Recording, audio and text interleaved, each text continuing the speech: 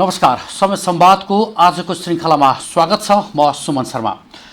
आजको श्रृङ्खलामा हामी बैंक तथा वित्तीय संस्था अहिले जुन कमर्सियल बैंकहरू बिग मर्जमा जाने चर्चा परिचर्चा अहिले वित्तीय बजारमा चलिरहेको छ, यसलाई शेयर बजारको आँखाबाट, शेयर बजारको क्षेत्रबाट कसरी हेरिएको छ, यसै विषयमा रहेर आज हामी कुराकानी गर्नेछौँ। र आज हामीसँग हाम्रो स्टुडियोमा हुनुहुन्छ निकै लामो समयदेखि वस्तु बजार, शेयर बजार, त्यसैगरी बैंकिङ क्षेत्रसँग नजिक रहेर यस क्षेत्रलाई नियालिरहनु भएका एकजना वित्तीय विज्ञ रुकमाङ्गत काफ्ले।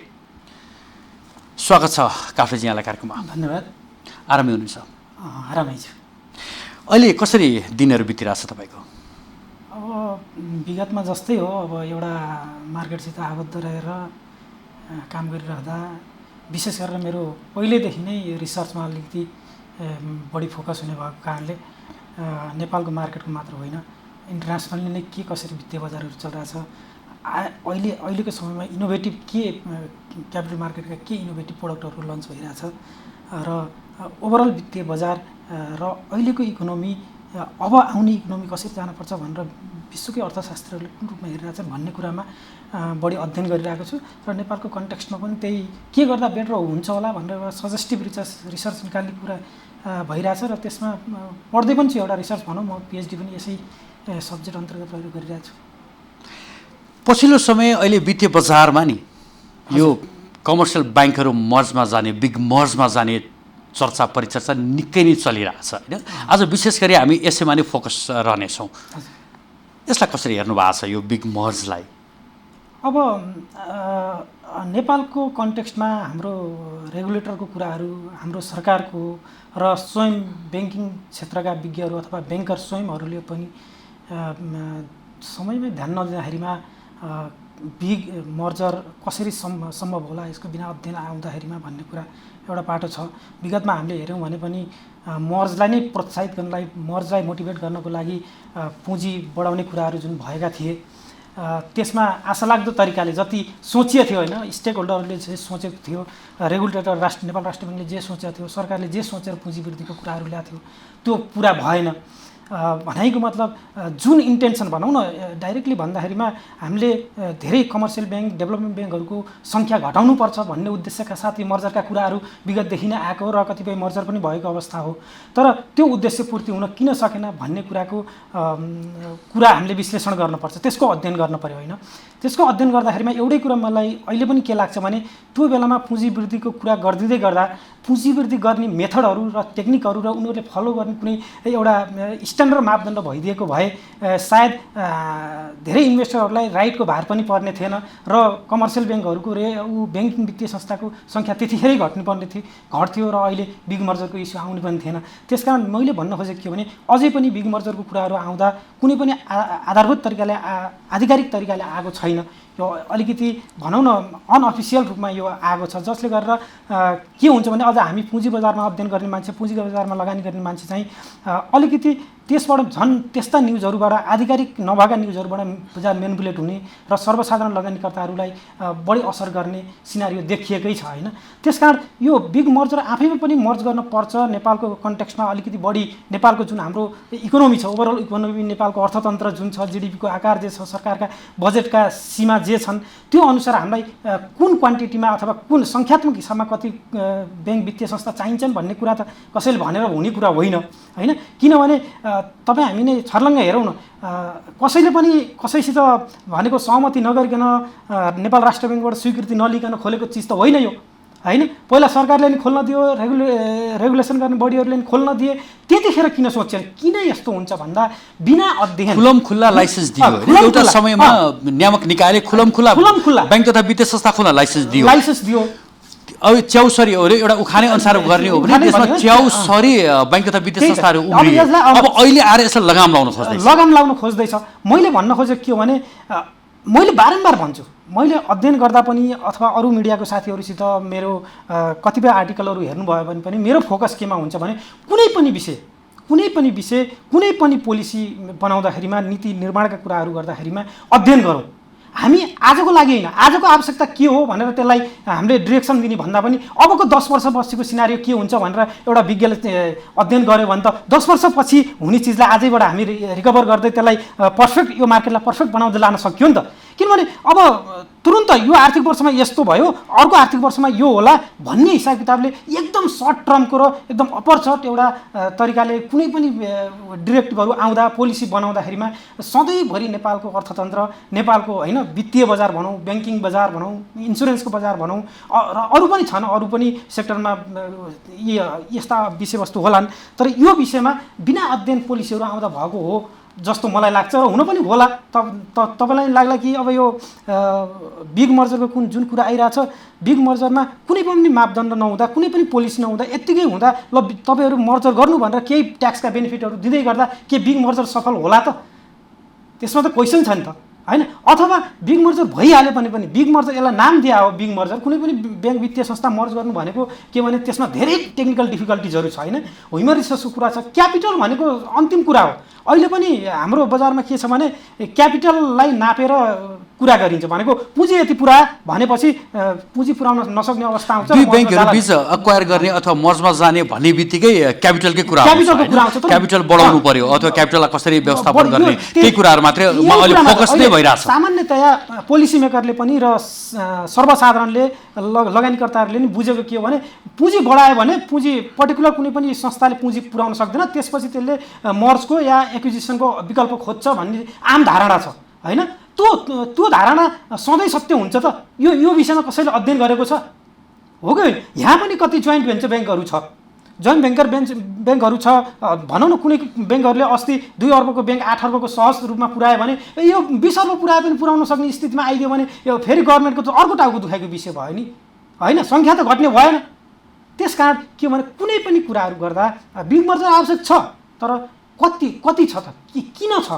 र बिग मर्जरले कुनै पनि अब अहिलेको सिनारो हेर्दा नि काफ्लेजी, आजको दिनमा देशको अर्थतन्त्रले कतिवटा ब्याङ्क माग्छ? अनि अर्थतन्त्रले कति पनि माग्दैन, यति नै हुनुपर्छ कुनै पनि अर्थतन्त्रले भन्दैन। कुनै पनि सङ्ख्यात्मक हिसाबले यति नै चाहिन्छ भनेर कुनै पनि विश्वको कुनै अर्थतन्त्रले पनि ब्याङ्क वित्तीय संस्था तोक्दैन। किनभने ब्याङ्कको एउटा पर्टिकुलर भनौँ न, एउटा इक्जाम्पलको लागि म तपाईँलाई भन्छु, एउटा कमर्सियल ब्याङ्कलाई आज कुन काम गर्न दिने भन्ने कुरा नै स्पष्ट छैन। रेगुलेटर कहाँ गएर सोध्नु होला, तपाईँले धेरै विज्ञहरूसित, धेरै स्टेक होल्डरहरूसित कुराकानी गर्नुहुन्छ, सोध्नु होला कि एउटा कमर्सियल ब्याङ्कले गर्न पाउने के हो त, उसको बजार कहाँसम्म गर्न पाउने हो। अहिले त तपाईँले देख्नुहुन्छ एउटा ब्याङ्कको लगानीमा टिभी च्यानलहरू खुलिरहेछ, एउटा ब्याङ्कको लगानीमा तपाईँको अरू डेभलपमेन्टका काम भइरहेछ, अर्को भनेको इम्पोर्ट एक्सपोर्टको काम भइरहेछ। यो ब्याङ्कले गर्ने काम हो। यो यहाँ नेपालको कन्टेक्स्टमा त के छ भने एभ्रिथिङ ब्याङ्कलाई गर्न दिने। किन ब्याङ्कलाई गर्न दिने भन्दा ब्याङ्क स्ट्रङ छ, ब्याङ्कसित सर्वसाधारणको पुँजी र त्यसको इन्भेस्टमेन्ट सेक्योर हुन्छ भन्ने जुन धारणा छ, त्यो यति न्यारो धारणा हो, यति सङ्कुचित धारणा हो। त्यो धारणाले गर्दाखेरिमा के भन्छ भने एक त ब्याङ्क वित्तीय संस्थाले अरूलाई लोन दिनुभन्दा आफै डाइरेक्टली लगानी गर्न थाले। हेर्नु बजारमा देखिएको सिनारियो तपाईँलाई इक्जाम्पलहरू तपाईँले आफै देख्न सक्नुहुन्छ के गरिरहेको छ ब्याङ्क वित्तीय संस्थाले भनेर, होइन? अब हामीले त त्यतिखेर भनेको म्युचुअल फन्ड पनि अरू कम्पनीलाई पनि दिनुपर्छ, सब्सिडरी ब्याङ्कको सब्सिडरीलाई मात्रै दिनुपर्ने के छ? आवश्यक पुँजी, आवश्यक मापदण्डको डिफाइन गर्नुहोस्, अनि त्यसपछि जसलाई पनि खोल्न दिनुहोस्। हामी पनि त गरेर खान पऱ्यो, ब्याङ्कभन्दा अरूले पनि त गरेर खान पऱ्यो भन्ने धारणा भएकै हो। त्यस कारण यो कार्य क्षेत्र कति हो भन्ने निर्धारण नगर्दासम्म त्यही तपाईँले भने जस्तो हाम्रो देशको इकोनोमीले, हाम्रो राष्ट्रले कतिवटा ब्याङ्क चाहिन्छ भन्ने कुरा त यो त्यति लजिकल क्वेसन पनि भएन र यसको कुनै आधारै छैन यतिवटा चाहिन्छ भन्ने। यो जस्तै अहिले बजारमा आइरहेछ नि, अहिले जस्तै अहिले बजारमा, वित्तीय बजारमा जुन कुराहरू, जुन चर्चा परिचर्चाहरू चलिरहँदाखेरि स्वयं अर्थमन्त्रीले 6वटा ब्याङ्कको आवश्यकता छ भनेर भन्नुभयो रे भन्ने कुराहरू आइरहेछ। केही ब्याङ्करहरूले 14वटा ब्याङ्क चाहिन्छ भन्छन्, केही ब्याङ्करहरू 15वटा ब्याङ्क चाहिन्छ भन्छन्, होइन? केही विज्ञहरू 11वटा ब्याङ्क चाहिन्छ भन्छन्, कोही 7वटा ब्याङ्क चाहिन्छ भनिरहेछन्। यसलाई हामीले कसरी हेर्ने? उनीहरूको डिमान्ड के हो, केलाई आधार मानेर यो अहिले आजको दिनमा नेपालको वित्तीय क्षेत्रमा, नेपालको अर्थतन्त्र अनुसार अहिले यतिवटा ब्याङ्क चाहिन्छ भनेर यो इन्डिकेट कसरी भइरहेछ? एकदम मैले यही विषयमा तपाईँलाई आउन खोजेको थिएँ। कसैले पनि ल अरेका कुरामा नजाउँ, कसले के आधिकारिक रूपमा भनेको त अहिलेसम्म मैले पनि सुनेको छैन कि यति नै ब्याङ्क वित्तीय संस्था चाहिन्छ। एउटा अनुमानको भरमा यति भए पुग्ला भनेको कसैले भनेको हुनसक्छ होइन। कसैले 6वटा चाहियो भन्ला, कसैले 10वटा चाहियो भन्ला, कसैले 20वटा चाहियो भन्ला। अब कसैको भित्री इन्टेन्सन अब्जेक्टिभ के होला भने यतिवटा भयो भने मेरो ब्याङ्क अट्न सक्छ भन्ने होला, आफ्नो ब्याङ्कको होइन एउटा नगरौँ भन्ने होला। तर के हो भने यतिवटा चाहिन्छ भन्दा पनि त्यो मैले अघि नै जोड्न खोजेँ कि भने कति पुँजी चाहिने हो त। यिनीहरूलाई अहिलेको ब्याङ्क 8 अर्बको ब्याङ्क छ। 8 अर्ब आफूसित क्यापिटल भएको ब्याङ्कले पनि खर्बौँ पब्लिकको डिपोजिट लिइरहेको छ होइन। हामी त कुनै पनि ब्याङ्कमा डिपोजिट गर्न जाँदा त्यसको 8 अर्ब क्यापिटल छ, योभन्दा बढी डिपोजिट नगरौँ भनेर त कुनै डिपोजिटरले भन्दैन। सेभिङ गर्नेले कुनै पनि कमर्सियल ब्याङ्कले अहिले 1 खर्बभन्दा बढीको डिपोजिट होइन त्यसको मोबिलाइज गरिरहेछ। अब मर्ज हुँदैमा कुनै पनि बिग मर्ज भएर ब्याङ्कको सङ्ख्या घट्यो भने फर इक्जाम्पल क्यापिटल त डेफिनेटली बढ्छ, कति बढाउने भन्ने कुरा हो, डेफिनेटली बढ्छ र त्यसको रिस्क लिने क्यापेसिटी र लङ टर्म इन्भेस्टमेन्टमा उसले इन्भेस्ट गर्ने कुराहरूमा अलिकति स्ट्रङ हुन्छ। यो त लजिकल कुरा हो, यसलाई कतै नगार्न सक्दैन। तर यति नै चाहिन्छ भनेर भन्नुभन्दा पनि देशको अर्थतन्त्र, हाम्रो वित्तीय बजार, नेपाल राष्ट्र ब्याङ्कको क्षमता होइन, हाम्रो बजेटको आधार, हाम्रो जिडिपी, हाम्रो इन्डस्ट्रीको अवस्था सबै कुरालाई एनालाइसिस गरिसकेपछि कति क्यापिटल मोबिलाइज हुनुपर्ने हो, सुस्त क्यापिटल। यसमा के कुरा आउँछ भने बारम्बार तपाईँ हामीले देखिरहेको कुरा के हो भने कहिलेकाहीँ लिक्विडिटी प्रब्लम, वर्षको 4 चोटि लिक्विडिटी प्रब्लम हुन्छ। लोनको तपाईँले फाइल दिनुभयो, लोन एप्रुभ भयो, दिने पैसा हुन्न ब्याङ्कसित। यो कुरा, यस्ता कुरा जुन छन् नि, यो समस्या आउने। अनि राष्ट्र ब्याङ्कले पनि बेला बेलामा रिपोहरू जारी गरिराख्ने कुराहरू, यो के हो भने अलि तपाईँ डिप रूपमा गएर अलिकति रिसर्च नगरिकन, अनुसन्धान नगरिकन र अलि लङ टर्म पोलिसीहरू नबनाउँदाखेरिका अप्ठ्याराहरू हुन्।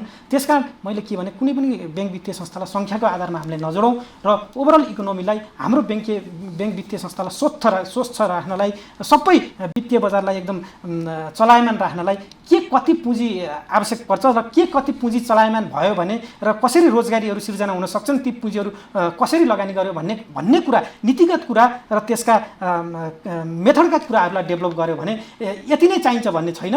र मर्ज गरेर कुनै पनि स्वस्थ वित्तीय ब्याङ्क वित्तीय कुनै पनि संस्था स्वस्थ हुनु भओस् भन्ने नै हाम्रो चाहना हो। हामीले कुनै पनि यो, मलाई आफ्नो व्यक्तिगत रूपमा के लाग्छ भने यति नै ब्याङ्क हुनुपर्छ भन्ने कुराले कुनै तार्किक अर्थ राख्छ जस्तो मलाई लाग्छ। त्यसो तपाईँले भन्नुभयो नि अहिले नेपालको वित्तीय बजारमा नेपालको अर्थतन्त्रलाई कति पुँजी चाहिन्छ, त्यसमा कतिवटा ब्याङ्क आवश्यक छ भनेर हामी निर्णय गर्नुपर्छ अथवा राष्ट्र ब्याङ्कले त्यो एउटा अध्ययन, त्यो एउटा आधार गर्नुपर्छ भने मैले तपाईँलाई सोध्न चाहेँ। यहीँनिर लामो समयदेखि तपाईँ वस्तु बजारमा हुनुहुन्छ, रिसर्च गरिरहनु भएको छ, अध्ययन गरिरहनु भएको छ होइन, सेयर बजारमा को रिसर्च गरिरहनु भएको छ, वित्तीय बजारमा हुनुहुन्छ।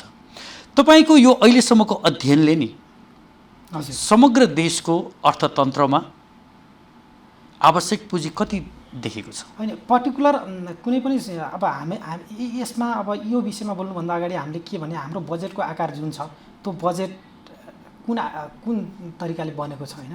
हामी कहाँ धेरै अझै पनि वैदेशिक ऋण र वैदेशिक अनुदानको आधारमा हामीले बजेटहरू बनाउन पर्ने बाध्यता छ होइन। हाम्रो किनभने जिडिपीको अवस्था त्यस्तै छ, प्रोडक्सन अझै पनि ब्याङ्क वित्तीय संस्था भनौँ न पुँजी निर्माण हुने खालको त्यस्तो प्रोडक्टिभ सेक्टरमा ठुलो लगानी जान सकेको छैन।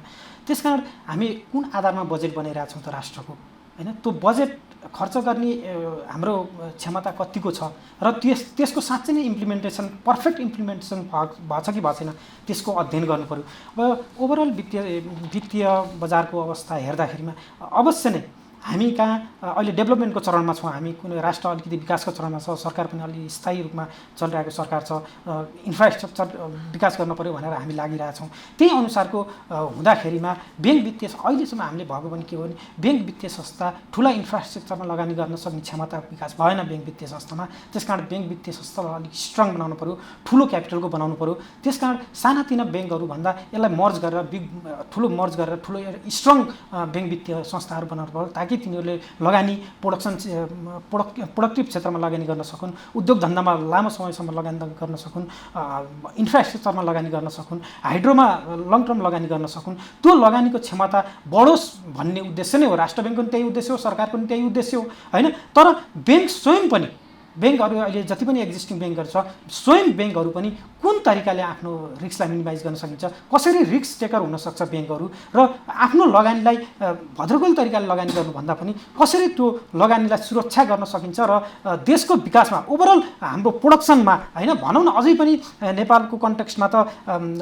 इम्पोर्टमा डिपेन्ड गरेको जुन हाम्रो इकोनोमी छ त्यसलाई सब्स्टिट्युट गरेर बिस्तारै हामीले एक्सपोर्ट बढाउँदै जाने इम्पोर्टलाई कसरी घटाउन सकिन्छ भन्ने आधारमा कुन कुन बजारमा लगानी गर्दाखेरिमा हुन्छ, कुन कुन सेक्टरमा लगानी गरेर भने बेनिफिट हुन्छ भन्ने कुरा स्वयं ब्याङ्कहरूले पनि अध्ययन गरेर र अबको दिनमा के हो भने प्रोजेक्ट फाइनेन्सिङतिर अलिकति फोकस गर्नु पऱ्यो भनौँ न। बिना धितो पनि अहिले कसैसित राम्रो आइडिया छ भने बिना धितो लोनै पाइँदैन, उसको आइडिया त्यत्तिकै खेरा गएको अवस्था छ भनेको। त्यस्ता प्रोजेक्ट फाइनेन्सिङसित सम्बन्धित प्रोजेक्ट फाइनेन्स गर्न सक्ने क्षमताको विकास भयो अथवा विकास भयो भन्दा पनि इच्छा शक्ति भयो हाम्रा ब्याङ्क वित्तीय संस्थासित भयो भने ओभरअल कन्ट्रीको लागि देशकै लागि राम्रो हुन्छ, अर्थतन्त्र अलिकति भने सन्तुलित हुन्छ भन्ने धारणा हो। जस्तै भनौँ न तपाईँहरूको अलिकति सेयर बजार पनि जोड्न चाहे यहाँनिर। सेयर बजारका लगानीकर्ताहरूले वर्तमान हाम्रो अर्थमन्त्री डाक्टर युवराज खतिवडाले अर्थमन्त्रीको पदभार ग्रहण गरेसँगै निकै खुसी भएका थिए है।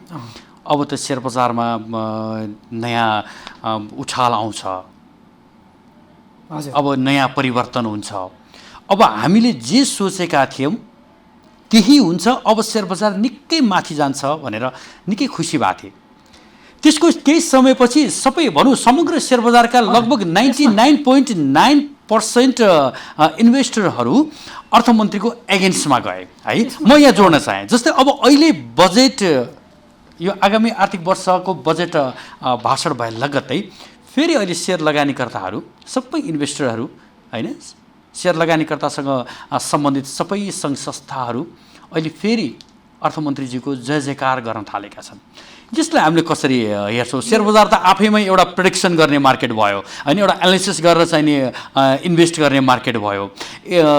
एकचोटि एगेन्स्टमा जान्छन् फेरि चाहिँ सपोर्टमा आउने फेरि एगेन्स्टमा जाने, सेयर बजार बढ्छ भने अहिले पनि हेर्ने हो भने सायद आजकै अहिले हामीले अन्तर्वार्ता लिइरहेको दिन अहिले हेर्दा पनि दोहोरो अङ्कले आज सेयर बजार गिरावट आएको छ होइन।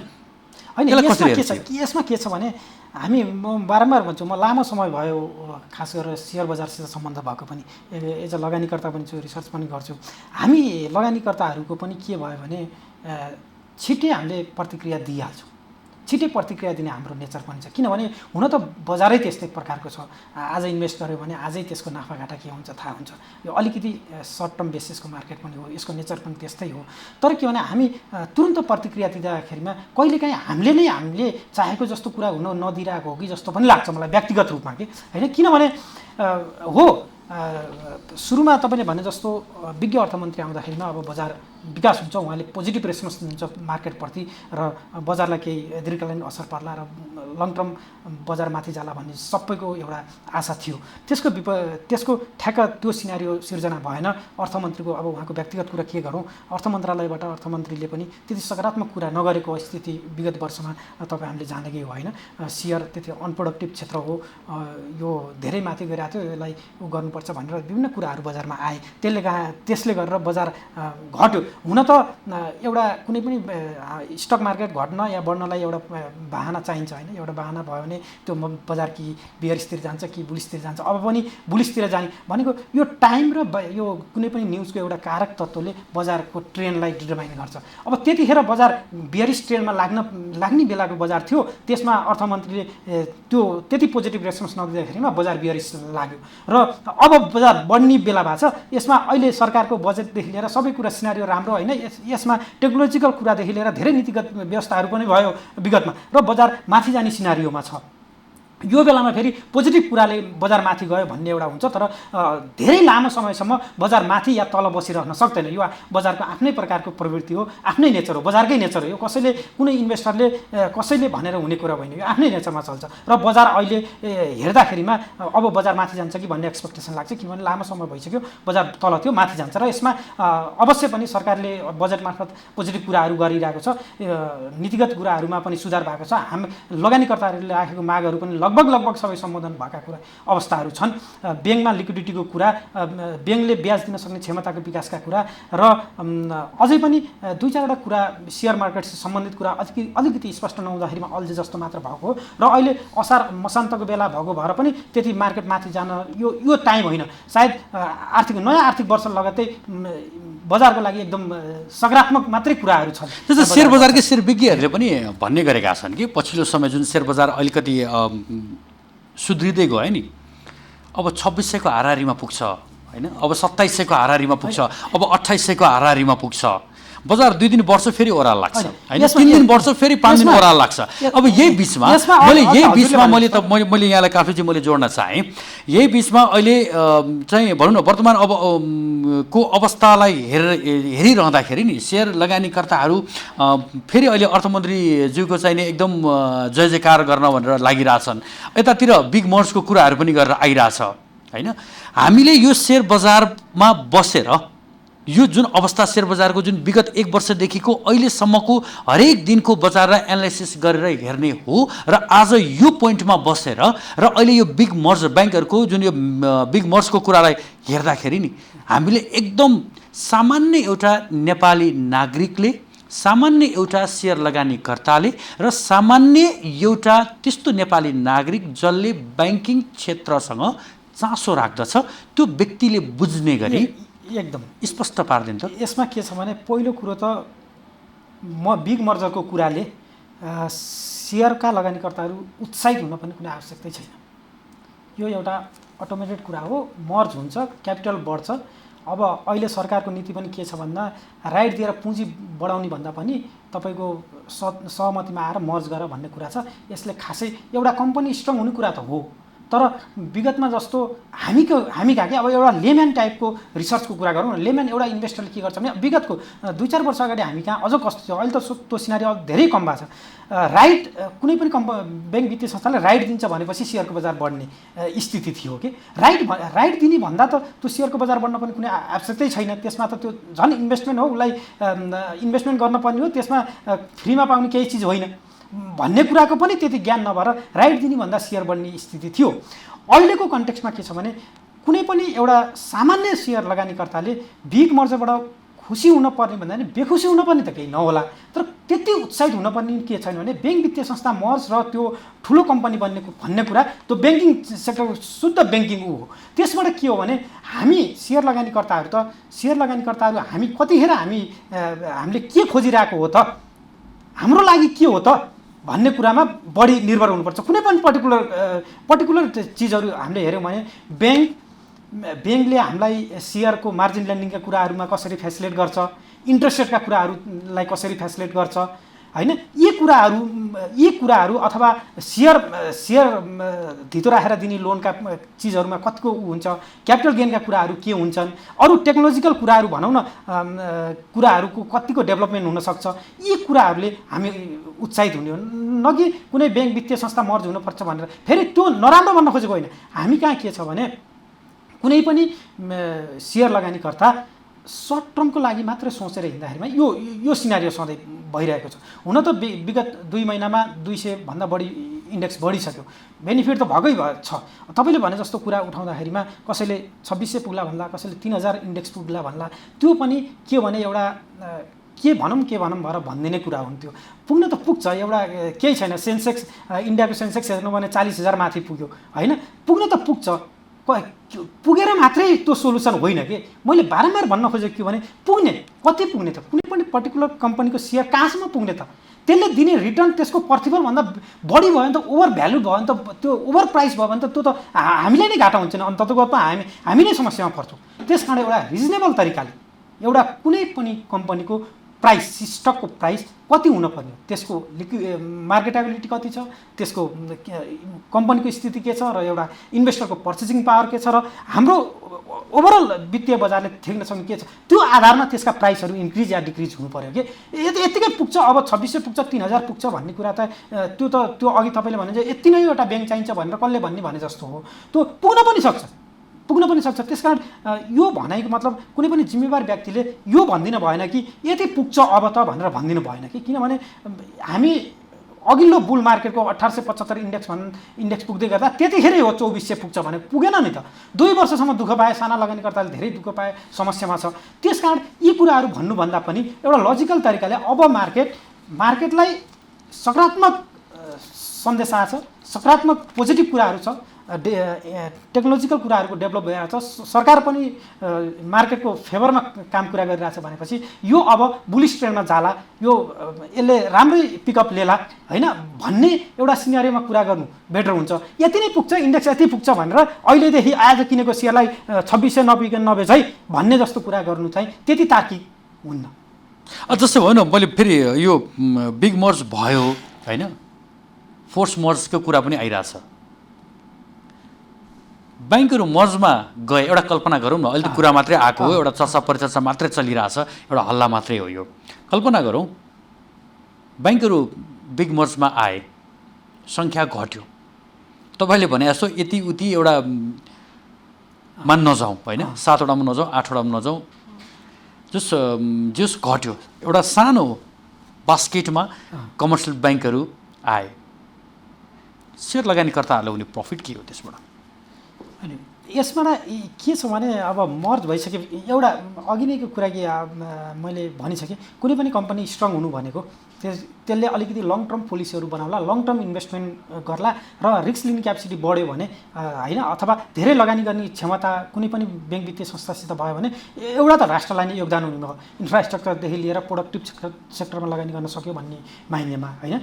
हामीमा त के हो भने सेयर लगानीकर्तालाई के फाइदा हुन्छ भने त अहिले जे भएको छ त्यही हुन्छ।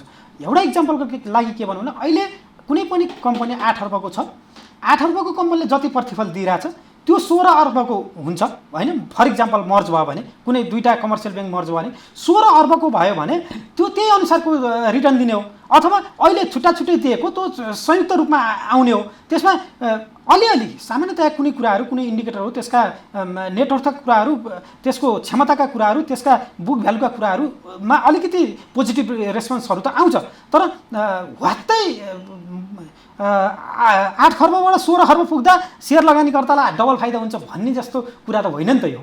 त्यसकारण त्यस्तो खालको नाफा हुने होइन। हामी के हो भने ब्याङ्क वित्तीय संस्था कम भयो भने एक त कस्ट अफ फन्ड घट्छ। यो अहिले जुन ब्याङ्क वित्तीय संस्था कस्ट अफ फन्ड छ नि, धेरै ब्रान्चेसहरू छ, सरकारले गाउँ गाउँमा जा भन्छ होइन, यी कुराहरूबाट कस्ट घट्यो भने, उसको अपरेटिङ कस्ट घट्यो भने आखिरी नाफा डिस्ट्रिब्युट गर्ने त सेयर होल्डरलाई हो, त्यसबाट बेनिफिट हुन्छ भन्ने एउटा आधार चाहिँ छ। हस् त काफलेजी, यहाँको समय र संवादको लागि यहाँलाई धेरै धेरै धन्यवाद। टाइम दिनुभयो, धेरै धेरै हस्, थ्याङ्क यू। आजको लागि समय र संवाद यति नै। अर्को श्रृङ्खलामा हामी पुनः उपस्थित हुनेछौँ। हामीलाई हेर्दै रहनुहोला। नमस्कार।